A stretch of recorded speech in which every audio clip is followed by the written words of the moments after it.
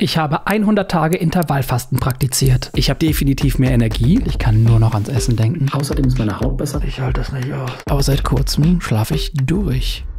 Beim Intervallfasten oder intermittierenden Fasten isst man nur zu bestimmten Zeiten und fastet den Rest der Zeit. Es gibt verschiedene Ansätze. Ich wähle für meine 100 Tage die 16:8 Methode. Die Regeln: Statt wie bisher zwischen 6 und 22 Uhr werde ich nur noch zwischen 12 und 20 Uhr essen. Dazwischen muss ich fasten und darf nur Wasser trinken. Aber warum? Weil ich rausfinden will, ob wirklich stimmt, was Intervallfasten so alles an Gesundheit verspricht. Es soll helfen, Gewicht zu verlieren, den Schlaf zu verbessern, mehr Energie zu haben, den Stoffwechsel anzukurbeln und das Herz-Kreislauf-System stärken. Außerdem soll es die Reinigung und Reparatur von Zellen fördern, das Risiko für Herzerkrankungen und Diabetes 2 senken, das Leben verlängern und gleichzeitig jünger machen. Und außerdem soll es die Laune verbessern. Meine Laune verbessert meistens das Gegenteil von Fasten. Wenn ich Stress habe, etwas schlecht läuft, ich traurig oder auch wütend bin, habe ich gelernt, dass Essen meine Laune verbessert. Daran habe ich mich gewöhnt und darauf kann ich mich verlassen. Meine liebste Mahlzeit ist das Frühstück. Mein Wecker klingelt um kurz nach 6 und wenn ich bis 7 Uhr nicht gefrühstückt habe, sinkt meine Laune extrem schnell. Schneller als ihr kommentieren könnt. Wut durch Hunger ist das. Kennt ihr das auch? Ein leerer Magen kann überempfindlich und sogar richtig wütend machen. Hunger versetzt die meisten Menschen in eine Art Kampfmodus. Alarm- und Stresshormone wie Adrenalin und Cortisol werden freigesetzt. Das kann impulsives und aggressives Verhalten verstärken. Die Idee dahinter ist, dass es uns motiviert, aktiver nach Nahrung zu suchen. Das klingt ja super. Und da Fasten als aktives Hungern angesehen werden kann, wird es bestimmt ein richtig tolles Experiment. Und wie immer bei solchen Themen wird das Experiment ärztlich begleitet. Und solltet ihr heftigere Ernährungsumstellungen vorhaben, sprecht vorher immer mit einer Ärztin oder einem Arzt, die sich damit auskennen. Bisher habe ich in diesem Zeitraum gegessen. Das wird jetzt drastisch reduziert. Und damit startet mein erster Tag leider auch direkt ohne Frühstück. Das heißt, nach dem Aufstehen muss ich 6 Stunden warten, bis ich essen darf. Ein schwieriger Start. Aber wirklich schwierig wird es erst eine Stunde, bevor ich wieder essen darf. Es ist 11:30 Uhr, ich bin so unkonzentriert, ich kann nur noch ans Essen denken. Noch eine halbe Stunde, dann darf ich essen. Ich bin richtig nervös und kann gerade auch nicht gut arbeiten. Meine Gedanken kreisen nur ums Essen. Das kenne ich noch aus der Zeit, als ich noch so viel Zucker zu mir genommen habe, wenn man quasi so Süßigkeiten Hunger hatte. Aber jetzt habe ich einfach nur Hunger auf Essen. Ich starre seit 10 Minuten, jede Minute auf die Uhr. Ich habe Hunger. Für einen Frühstücksfetischisten wie mich ist das ein großes Problem. Und für mich als selbstständigen Künstler auch, denn ohne zu essen kann ich nicht arbeiten, vor allem nicht kreativ. Es bleibt mir aber jetzt hier nichts anderes übrig, außer zu warten und zu warten. Ja, ich muss sagen, ich habe das Essen jetzt sehr genossen. Ich hatte ein bisschen Sorge, dass ich jetzt richtig schlinge und mir alles reinpfeife, so auf Geschwindigkeit. Aber ich konnte das Essen jetzt wirklich sehr genießen und dann geht's konzentriert weiter mit der Arbeit. Bin auf jeden Fall jetzt sehr viel ruhiger und entspannter nach dem Essen. Okay, das waren meine ersten 16 Stunden Fasten. Das reicht jetzt auch, oder? Nein, aber es hat sich schon etwas getan. Auch wenn ich das nicht direkt mitbekomme, hat mein Körper bereits so einiges erledigt. Und das erklärt euch jetzt meine bezaubernde Assistentin. Okay, das bin ich. Also, nach 12 bis 16 Stunden Fastenzeit beginnt im Körper der natürliche Prozess der Autophagie, bei dem beschädigte Zellen oder Zellbestandteile abgebaut und recycelt werden, um die Zellgesundheit zu erhalten. Fasten soll diesen Prozess fördern. Beim Fasten nutzt der Körper seine Energiereserven wie Fettdepots, was die Autophagie stimuliert. Durch das Fasten hat der Körper mehr Zeit für die Zellreinigung und Erneuerung. Sobald man wieder etwas Richtiges isst, wird die Autophagie gehemmt. Selbstreinigung also. Das Intervallfasten aktiviert dieses körpereigene Programm, das aufgrund des Nahrungsüberflusses unserer Gesellschaft kaum noch abgerufen wird. So Leipziger Forschende des Helmholtz-Instituts. Okay, aber nach 16 Stunden ist es ja noch ein bisschen zu früh, um etwas über diese tieferen Auswirkungen auf mich zu sagen. Aber eins fällt mir über den Tag schon deutlich auf. Ich habe viel öfter Hunger. Warum? Das habe ich Phoebe von der Almweide gefragt. Sie ist Fachärztin für psychosomatische Medizin und Psychotherapie mit dem Schwerpunkt Ernährung. Der Mensch ist ein ziemliches Gewohnheitstier. Dein Gehirn und dein Körper haben sich auf dein altes Essverhalten eingestellt und halten noch erstmal daran fest. Schade, denn dieses Hungergefühl verschwindet leider nicht so schnell. Und so erlebe ich früh am 2. Tag eine Auswirkung, mit der ich nicht gerechnet habe. Es ist das komplette Gegenteil von einem der versprochenen Effekte. Es ist noch mitten in der Nacht, aber ich kann nicht mehr schlafen. Ich habe so einen Hunger. Und das Einzige, was mir eingefallen ist, ist jetzt aufzustehen, Wasser zu trinken und zu arbeiten, Sachen zu machen, Kleinkram, Kommentare beantworten, E-Mails beantworten. Schlafen kann ich nicht. Ich halte das nicht aus. Der Hunger ist echt schlimm. Und als ich um 12 Uhr mittags frühstücke, haue ich mir erstmal alles rein. Richtig brutal und ohne Genuss. Und danach fühle ich mich so schlecht. Das war richtig unklug. Warum habe ich das gemacht und so schnell gegessen? Der Übergang von meinem normalen Essverhalten auf das neue löst einen Vernichtungshunger aus. Dabei tritt der Genuss komplett in den Hintergrund, weil das Gehirn für einen kurzen Augenblick von der Glukoseversorgung getrennt ist und die Priorität dann auf Quantität statt auf Qualität liegt. Das zeigt sich dann auch in der Geschwindigkeit des Essens. Ich habe nur noch 20 Minuten zum Essen, während ich das hier aufnehme, deswegen muss ich ganz schnell. Mein Hungergefühl muss sich erstmal an diesen ganz neuen Rhythmus gewöhnen. Es klappt schon etwas besser als an Tag 1 und ich schaffe es zu arbeiten, aber richtig konzentriert bin ich immer erst lange nach dem Essen. Denn direkt nach dem Essen kommt es in den ersten Tagen zu Kopfschmerzen. Warum? Wenn das Fasten beendet ist, beendet das auch den Kampfmodus des Körpers. Die Stressreaktion ist vorbei. Die dabei im Gehirn zusammengezogenen Gefäße erweitern sich wieder und das kann zu migräneartigen Kopfschmerzen führen. Und als ob das nicht schon stressig genug ist, gibt es eine Hochphase der Anspannung. Jeden Tag. Und zwar immer vor dem Essen. Zwischen 11 und 12 Uhr. Ich dachte gerade so, boah, okay, in 10 Minuten oder so kann ich wahrscheinlich essen. Es sind noch 40 Minuten. Oh, ich habe echt Hunger. Ist schlimmer als gestern. Am 5. Tag passiert dann etwas, womit ich nicht gerechnet habe. Und am 6. steht alles Kopf.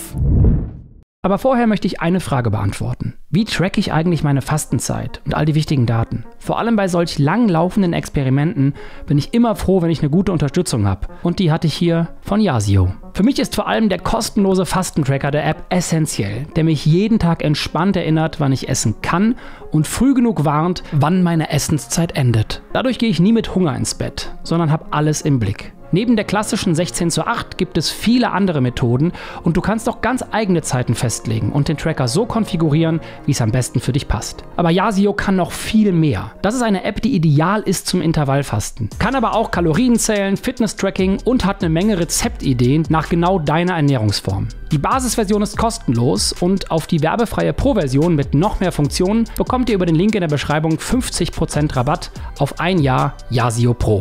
Ich nutze die App jetzt schon knapp 120 Tage und bin sehr happy damit.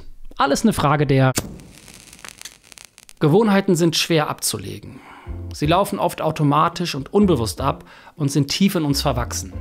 Da wir bestimmte Dinge immer wiederholen, verankern wir sie noch fester in uns. Wenn sie dann noch mit Emotionen verbunden sind, zum Beispiel als Bewältigungsmechanismus für Stress oder Langeweile, wird es wirklich schwer, sie zu verändern. Bei mir ist Essen auf jeden Fall eine solche Gewohnheit. Und dieses Experiment hat mich dazu gezwungen, diese Gewohnheit herauszufordern. Wie auch schon mein Zuckerexperiment. Und auch hier gab es einen plötzlichen Schub. Aber diesmal viel früher, als ich es erwartet hätte.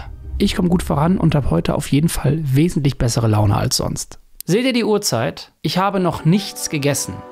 Ich habe vergessen zu essen. Ich arbeite ab morgens konzentriert und schaue erst um 12:40 Uhr auf die Uhr. Mein Hungergefühl scheint sich angepasst zu haben. Und vor allem meine Laune. Und das hat 2 Gründe. Nach einer Weile ohne Essen produziert der Körper mehr Serotonin und möglicherweise auch körpereigene schmerzhemmende Moleküle. Und ich erlebe ein Fasten-High. Außerdem belohnt das Gehirn sich nach erfolgreichem Fasten mit Dopamin aus dem Belohnungssystem und sorgt so für meine gute Laune. Das läuft ja super und das nach nur einer Woche. Aber ist es normal, dass man so schnell eine lebenslange Gewohnheit ablegt und all diese Effekte spürt? Ja, das ist möglich, aber laut meiner Ärztin in dieser Geschwindigkeit eher selten. Wie bei allem zum Thema Ernährung funktionieren verschiedene Körper sehr unterschiedlich. Es kann bei euch also ganz anders sein. Bei manchen dauert es wenige Tage, bis sich das Hungergefühl verringert und der Körper sich angepasst hat. Bei anderen kann es Wochen oder sogar Monate dauern. Wichtig ist bei allem, genau auf den eigenen Körper zu hören.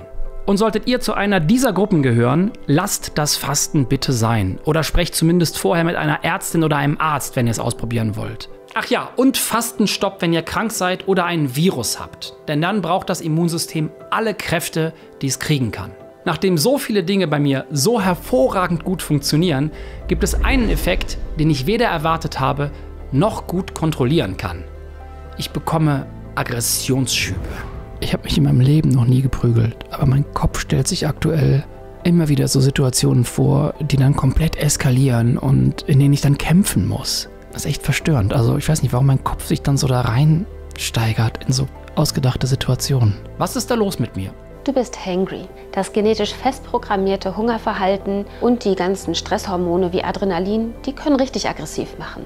Aber das ist im Kampf um den letzten Apfel auch gar nicht so verkehrt. Nachdem die erste Woche wirklich anstrengend war, meine Arbeit und Laune gelitten haben und meine Gedanken sich sehr viel ums Essen gedreht haben, erlebe ich in den nächsten Wochen immer mehr positive Veränderungen. Und ich kann immer mehr von der Liste möglicher Effekte abhaken. Leider bleibt es nicht dabei, aber wir schauen erstmal auf das Positive. Mir ist aufgefallen, dass ich eine viel bessere Verdauung habe.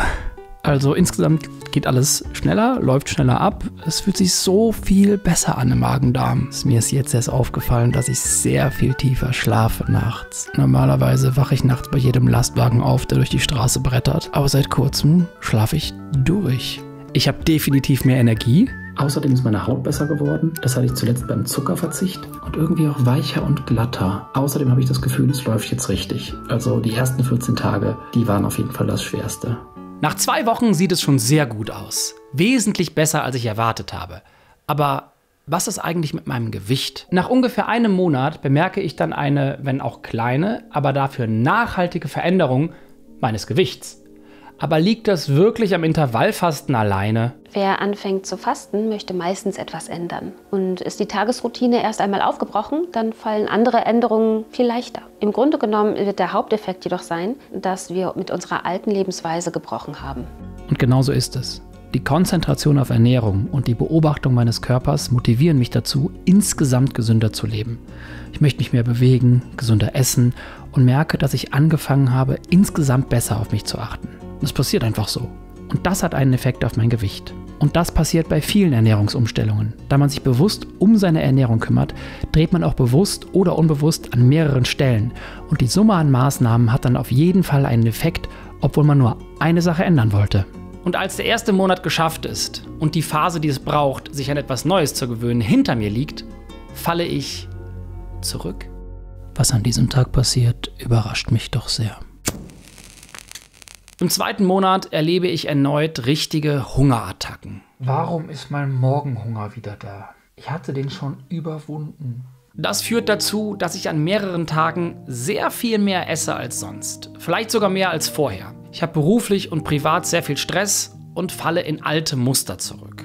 Essen beruhigt mich, hebt meine Laune, löst meinen Stress. Und so werden aus einem Tag des Rückfalls 2 und 3. Mir ist gerade super schlecht. Ich hatte heute wieder so einen totalen Fressflash. Ich glaube, ich habe das Doppelte oder Dreifache gegessen. Dabei habe ich so viel verändert, um gesünder zu leben. Zum Beispiel mein 12 Uhr Frühstück. Da ist kein Zucker drin, da sind Leinsamen, Haferflocken, Früchte, Walnüsse, etwas Zimt, Sojajoghurt. Das ist ein absolutes, gesundes Angeberfrühstück. Und hier geht es nicht darum, dass ich meine Zeiten manchmal nicht einhalten kann. Das passiert natürlich auch. Mal esse ich schon um 11:30 Uhr, weil der Hunger zu groß ist. Dafür höre ich dann aber schon um 19:30 Uhr wieder auf mit dem Essen.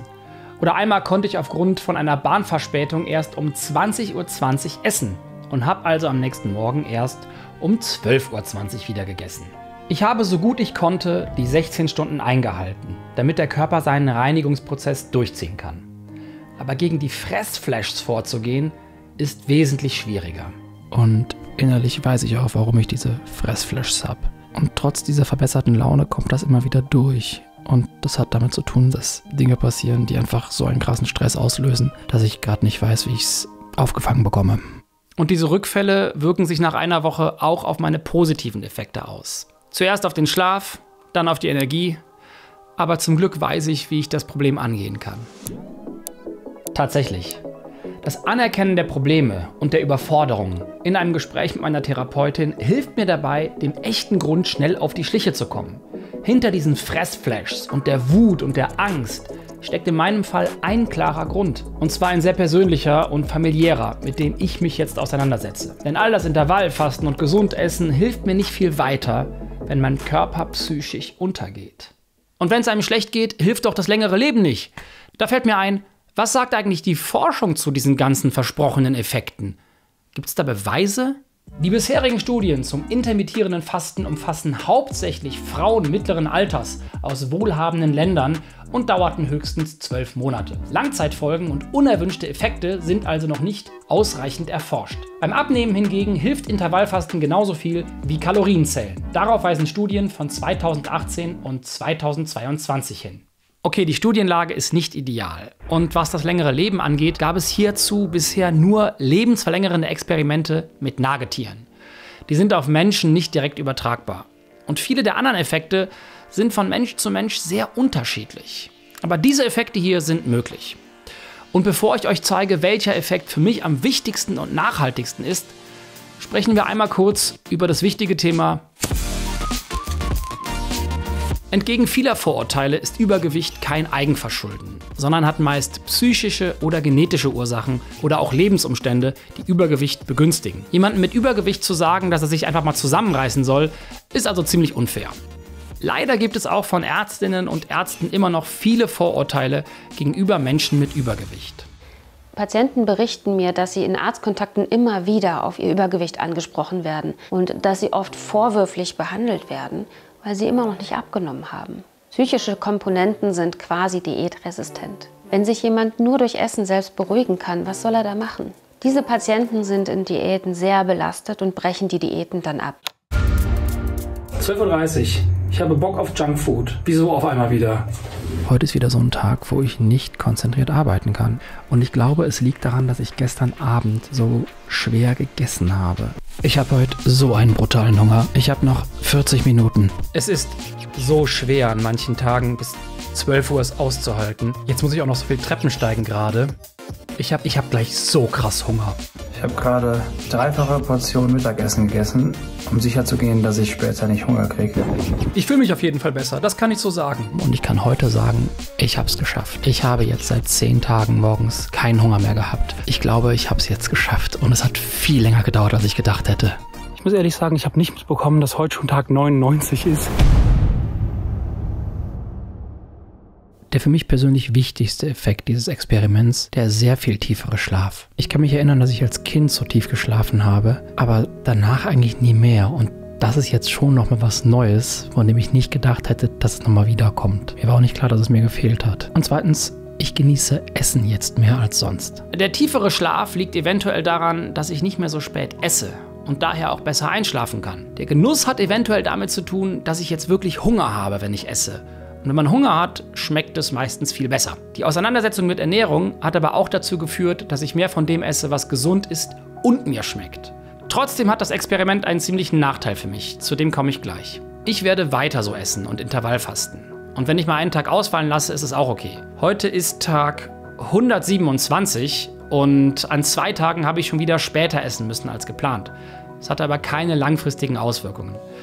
Was aber wirklich wichtig ist: all das hier, was für mich funktioniert hat, muss aber nicht für dich funktionieren. Jeder Körper ist anders. Aber es gibt einen Nachteil. Nach 100 Tagen habe ich zwar mein Essverhalten umprogrammiert, ich habe viele positive Effekte erlebt, die ich weiter erleben möchte, aber wie so oft habe ich eine Gewöhnung durch eine andere ersetzt. Statt Snacks und zu viel Essen und schlechten Uhrzeiten für mich, also zu früh oder spät, ist mein Koffeinkonsum enorm gestiegen. Der ist in den letzten Jahren hochgegangen, aber jetzt muss ich für das nächste Experiment wohl komplett auf Koffein verzichten, da wieder rauszukommen. Also, das habt ihr schon oft vorgeschlagen. Ja, das Video kommt. Bis bald.